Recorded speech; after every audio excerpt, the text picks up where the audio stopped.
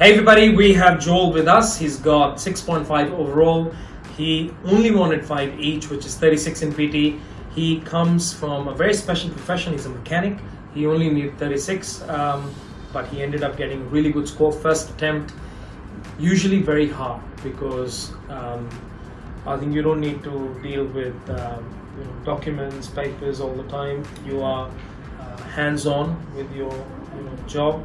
So he scored reading 74, speaking 71. I believe there were 2 things which you did really well, and I think they would probably like to listen it from you. What would you recommend? Like, why do you think, what did you do so special that you could get the score in the first attempt? Basically practice. Practice? Yeah. Practice your speech. Yes. Because that's what I said is, if the computer will only recognize how you speak.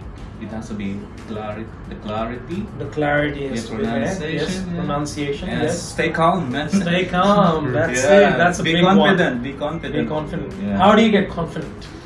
Yeah, man. I got 6 weeks on training, so There I you do it go. every day. 6 weeks in training, every week, 6 days a week. You were. Yeah.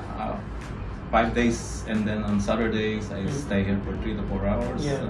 And not watching thousands of videos on YouTube.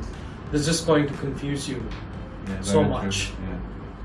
Go to one professional place, get the training done from professionals, be in the live environment, and just follow as he said. I'm really proud of you, mate. I think you just make it look simple. Because I think what you're saying is you don't have to make it too complex, you don't have to think too much about it, just get professional training and practice. Yeah. Let them do their job. That's right. So yeah, this is how you make things happen.